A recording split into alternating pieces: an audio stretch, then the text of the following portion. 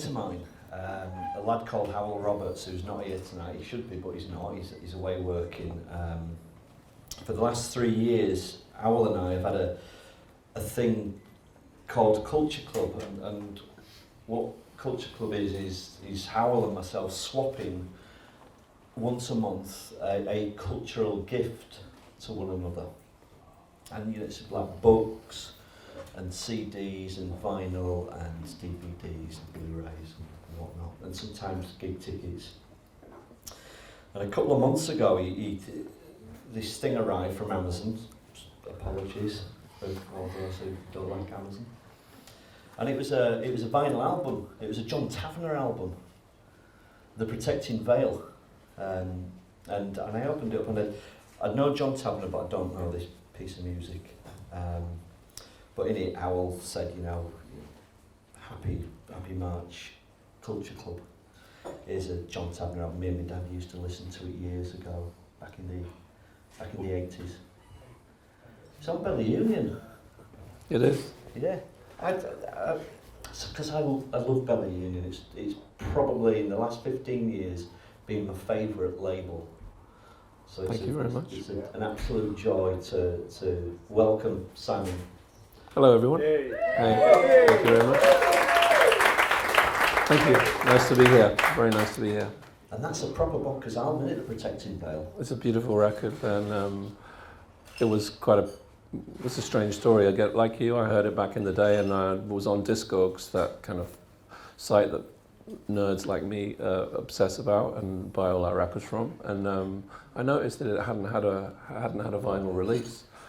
So I thought, wow, that would be a beautiful record to put out, and thought it would probably be impossible because it was through a major. It was originally on Virgin, but actually it proved to be pretty easy, And we put the record out, and sold out of its first pressing. So, really? Wow. Yeah, I mean, it is a beautiful record. For those of you that don't know, it's very spiritual. If you're into kind of Arvo Part or some of the kind of modern classical composers out there, even like someone like Niels Frahm, if you like that kind of thing, you would probably love John Tavener's Protecting Veil. Not all his stuff is like that, but this is particularly beautiful. Mm-hmm. When did you first hear that record? I think that's a good question. Probably touring.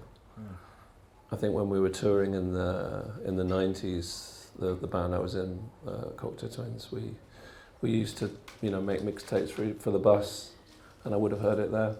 Yeah. There's an old schoolmate of mine over there, Mark. I think I'm a year older than you, because I was a year above you, wasn't I? And I know that what you were doing with the Cocteau Twins inspired both Mark and myself, because we were into lots of different music, weren't we? I mean, you were a rude boy back then. I was a headbanger. Yeah. Yeah, still am in Takes all sorts. Some ways. Did you know at the time when you were working with the Cocteau Twins, just how unique it was? Because I found it so unusual. Yeah, I think so. I think it's hindsight's a beautiful thing, and it's easy to look back and see how significant things after the event. And obviously, we're not a band that reformed, that went away and came back. So the time is quite far away from it's 20 years since the band broke up.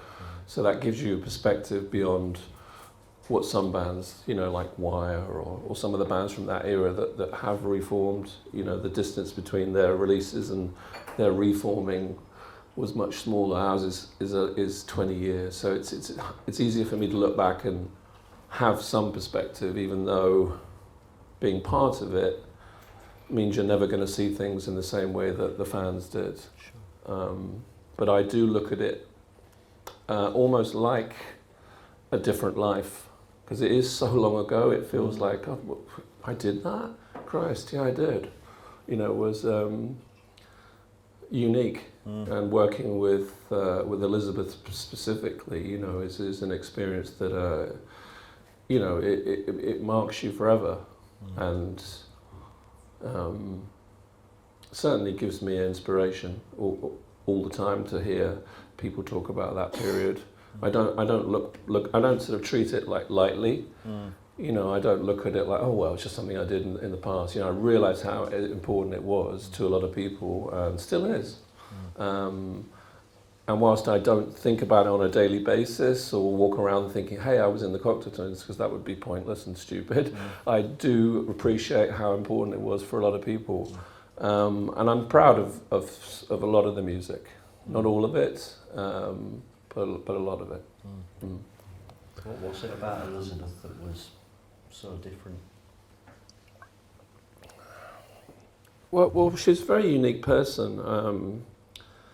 Quite dysfunctional. I mean, we were all dysfunctional in our own way. I guess all of us are. But her background was, they were both from a very small industrial town in between Glasgow and Edinburgh called Grangemouth. And my background was quite different. In fact, they didn't want me to go to Grangemouth. They thought I would just you don't want to go there. You don't ever want to go there. This is a place to escape from. Why would you want to go? And I was like, no, I really want to go. When we did eventually go back there, they were like, you're gonna hate it. And I was like, no, I'm fascinated. And when we were there, I was been taken around the town, and I was like, I thought we were on an estate. And I was like, when are we going to actually go to the town? And they were like, no, this is the town. It is basically just one big estate with an oil refinery. And it is grim. It's really grim up there. And knowing that they did manage to escape and make this incredible music, it was quite inspiring to know that you can come from a place where the prospects are pretty much zero. And make the kind of music that they were making. It's thrilling. She was a very unique person. I think she had some terrible troubles when she was younger, and Robin, the guitarist in the band, who was her partner for many years, he was somebody she looked up to, I suppose, because he was successful in his job. He was an engineer at the BP refinery, and they became a couple, and he did everything for her,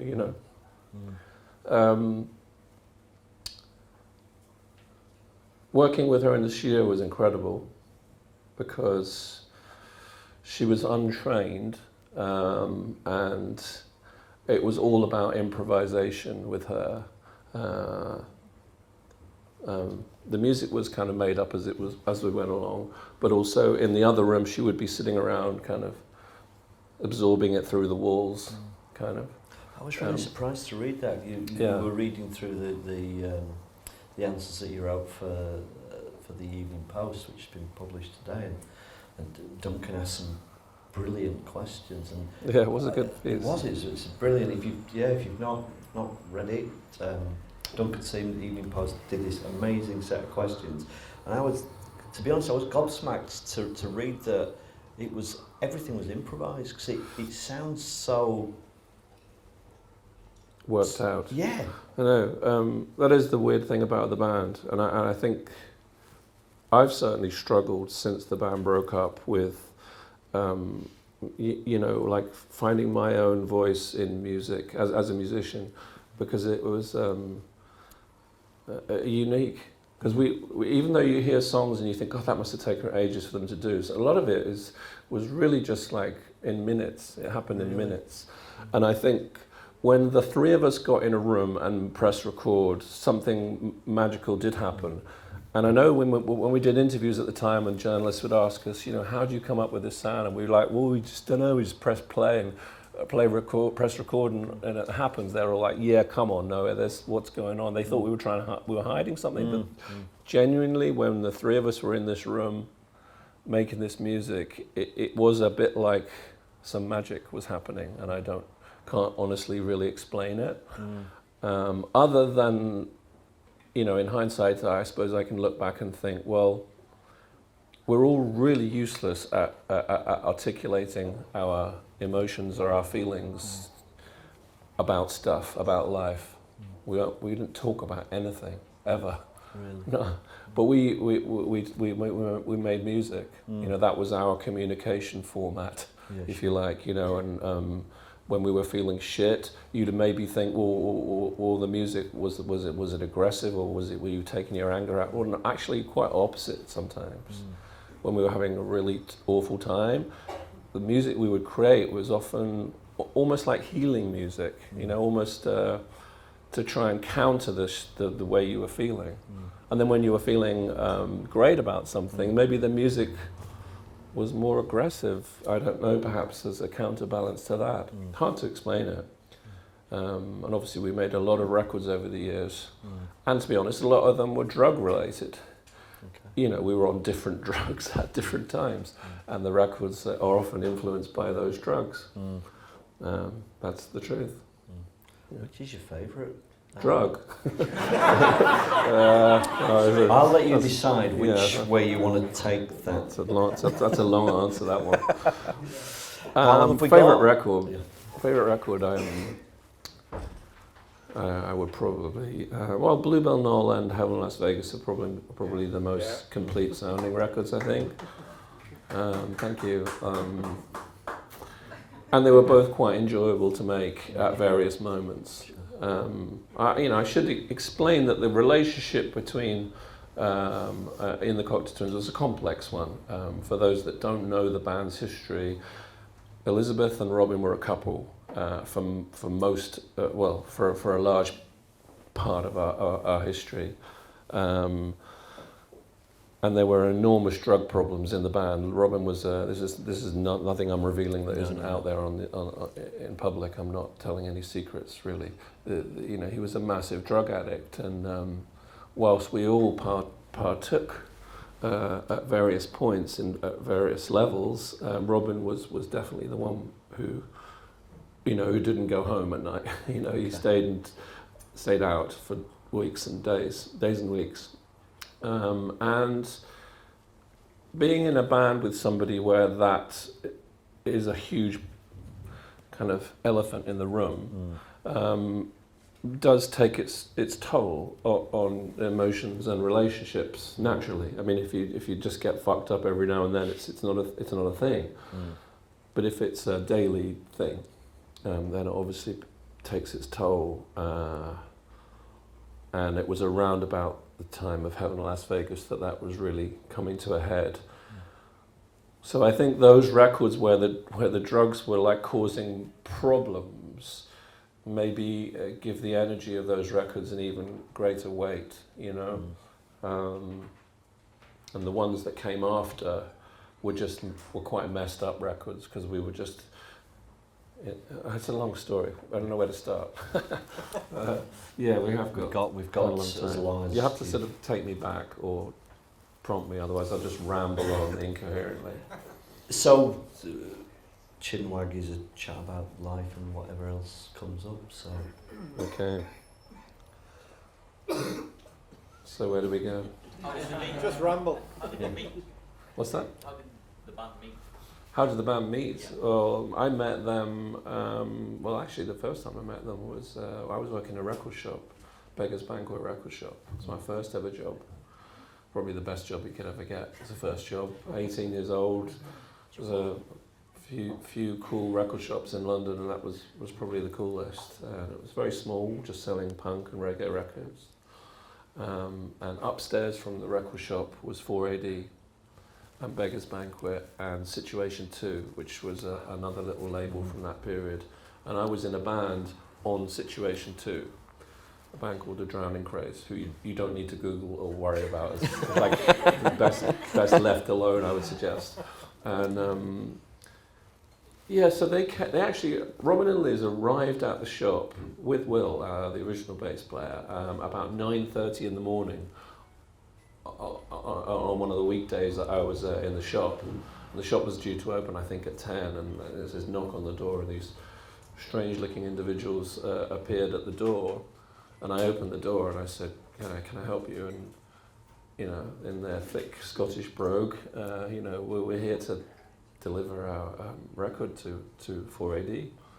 So what it was the master of their first album. It was Garlands, and I said, "Well, there's no one in yet. It's the record business. No one gets in upstairs till much later in the day." So I, took the tape, and when the label people came in, I handed it over, and ironically, 3 or 4 years later, I joined the band. But that's my first meeting with them. It was obviously strange and insignificant at the time. But then, obviously, working in the shop and being in a band, I'm sort of involved in this whole world. This is a little world. And it's a big world for me to be in, you know what I mean? It's like it takes over your life when you're obsessed with something at that young age.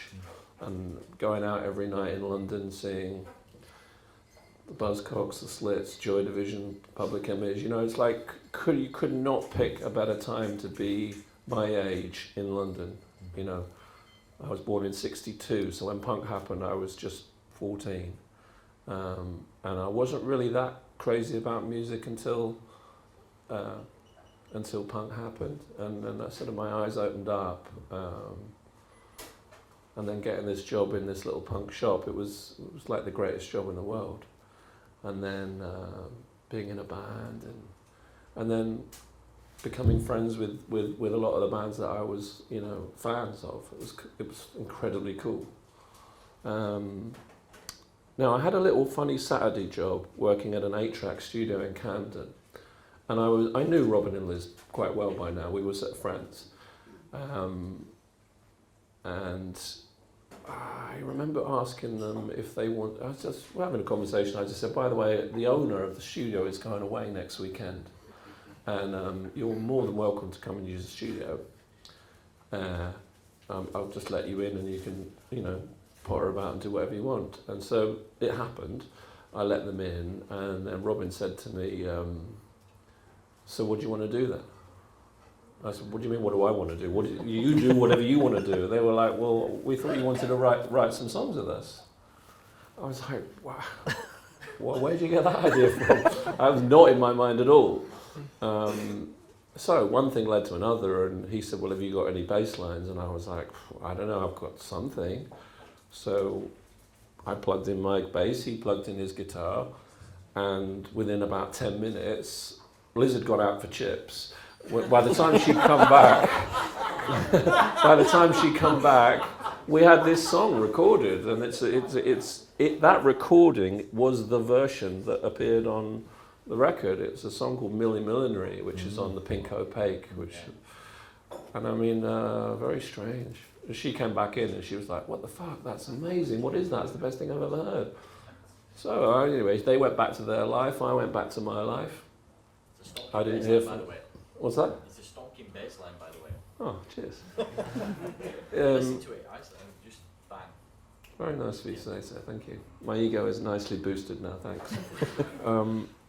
Yeah, they went back to their life, I went back to mine, and I didn't really expect anything else. I just thought, well, they're lovely people, and that was a nice experience. And then Robin just called me out of the blue and said, we're going into the studio next month to record our next record. We'd love you to join the band.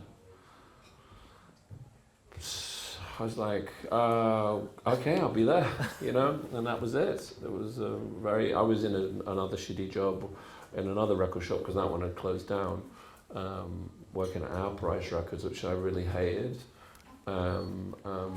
So, of course, I took the offer up and went up to Scotland, and that was the album. Well, no, we did Pearly Dewdrops EP, and then we did the album Treasure. Another stonking bass line. Stop it! People, if you listen to that bass line on that, you just... Oh, well, thanks. What about the all stonking bass? They're all stonking bass. Not all of them, but... Those two. Yeah. I'll take that. Two's not too bad. Two's good. Two's not shabby. You should play them afterwards. Oh yeah, for sure, yeah. Just bring me over a bass and I'll nail it for you in one. So who's got a bass? Yeah. No, we're moving on now. So what can I tell you? What else can I tell you? What do you want to tell us? I don't really have a philosophy, but I can tell you stories. I've got lots of good stories, and they're all related to life things, I suppose. So, if there's anyone that's got any burning questions about anything, feel free to chip in. Well, I did prime Simon as we were on our way down here. So for anybody who's not been to one of our events before, I'm a counselling psychotherapist. I never really have any questions, and it gets to about half an hour in and I've kind of run out of stuff to say. And it can look a bit shit. But I'm all right, I'm comfortable with that because, you know... But you don't mind me looking shit? Well, no, you'll never look shit. You've got stonking bass lines. I've not got any stonking bass lines. Yeah, I know, brilliant. He's doing it for you. Oh, I know he is. Bob, come and... But roundabout now is when we do ask, you know, has anybody got any questions? Because, you know, we'll feed off of that. If you haven't, we'll make something up. Yeah, we'll make something up. Yeah. Who wrote the lyrics? Is that kind of Is that a joke? Is that a cheeky question, Yeah. or is that? I mean, your tongue is firmly in your cheek. I can tell you that. The lyrics. Yeah, He did. yeah. Well, look, there's more than a one-word answer to that, and I think that the subject of Cocteau Twins lyrics has entertained many people online for years and years, and has certainly entertained me. Do you read those forums and about, you know... I used to, and then the YouTube videos, is the explosion of YouTube and the videos that get put up online is quite interesting in relation to the Cocteau Twins, because nowadays everyone makes a pop video, everyone makes a promo video. Mm-hmm. In our day we make one or two, but we actually hated the process so much, and we're always generally so miserable and unhappy with the result. We tended not to make too many. So what happened was that fans made them themselves, and then we either put lyrics across them, of course their own made up versions of lyrics, or in the YouTube comments, of which there are always thousands. You know, there would be lots of different versions of the lyrics there. And people would be, you know, like, no, my one is the right one, and it would all be very sort of tribalistic. And I found it, you know, because I sort of half of me wanted to say, well, you're all wrong because it's this, and the other half was like, no, just leave it alone, because that was never the point of the band. The point of the band was never like, the lyrics are here and the music is here, and you have to, you know, understand this to be able to understand that. It was about the whole thing. It's about the whole experience of immersing yourself in music, and the experience of it and what it says to you, not on a kind of basic literary level necessarily, but on a kind of emotional and spiritual level. That was always how we felt about it. You know, it's like people sort of love to analyse these things, especially now that we're not around. People analyse it even more. It's like when someone dies, you know, it's just the way the world is. So to answer your question, a lot of the lyrics are completely straightforward in terms of the words that are being written down. People say, oh, it's just gibberish. It really isn't. I mean, some of it is like using foreign language as a style, as a poetry, if you like, as a way of communicating, because it's a nice sounding word, or it looks good on paper. It doesn't just have to be a lyric that's like a Dylan lyric, which is about, you know, a feeling about something, a story about something, a political thought. It's a completely different way of working, and as we got on into the recordings, the further albums, the lyrics obviously got more decipherable. On Garlands, it's pretty decipherable. On Head Over Heels, it's pretty decipherable, I think. It became a little bit more obscured around the time of Treasure, and then through some of those EPs that we put out. Bluebell Knoll again was some like kind of normal lyrics, but the thing that's important to understand about Elizabeth's style of singing and that's why she's very unique, is that she could sing the most banal sentence and make it sound like the greatest Rilke poem you've ever read. Because she would like the way people do, sing over a word like love might be over like 2 notes, but Elizabeth might sing it over like a minute. It wasn't. She was so untraditional in the way she did it. It was so unique and unusual, and I think that's what people had a problem with. They couldn't quite get a grip on what she was singing because the word was obscured by the way she sang it. Sure. Does that make sense? Yeah, absolutely. And I know things need to be sort of in boxes for people, not you, but or not the audience generally, but writers and people on YouTube. So I think that was a bit of a problem for folks. But certainly Fourcam the Cafe is one of the most brutally honest records that I can think of. I mean, not just because I'm involved with it, I mean just in general. That was at a time when Elizabeth was, we were all coming out of therapy stuff because of the drug problems in the band and the relationship problems in the band. And part of that process you go through when you're in your 30s and trying to make sense of your life, and you've messed about a lot in your 20s and you're trying to work out what the fuck you're doing. A lot of the process of education and learning, in many ways is accepting who you are and understanding the issues that you've had. Now, Elizabeth, being a public person at that point in her life and being an artistic person at that point in her life was, revealing a lot of these issues inside the lyrics in those later records. And if you don't know that album, Fourcam the Cafe, and you're interested in that, in what was going on with her at that point in time, then do listen to that album because, it's very revealing. And people sort of always like, wow, Cocteau's is such a mystery. I'm like, just listen to Fourcam the Cafe. You'll learn more about it than you ever did on any of the other records because it's so brutally honest. It's about who am I, what I'm going through, how the hell am I supposed to deal with it? These are some of the tools I've been given to cope with these issues. And instead of just writing it down on a piece of paper and putting it in your pocket and reading it on the tube and feeling helped and reassured, she was singing about it on a record that people were buying. But because we were a band that was sort of mysterious and a bit strange in other people's eyes, and we'd been on this indie label, and we've suddenly moved to this major label, I think people went off us a bit, a lot. But they felt like we'd sort of deserted the camp and moved into some commercial world. Did that feel unfair?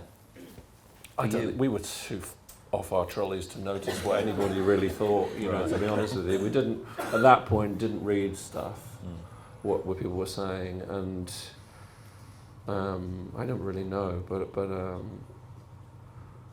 what did you just say? What did you just ask me?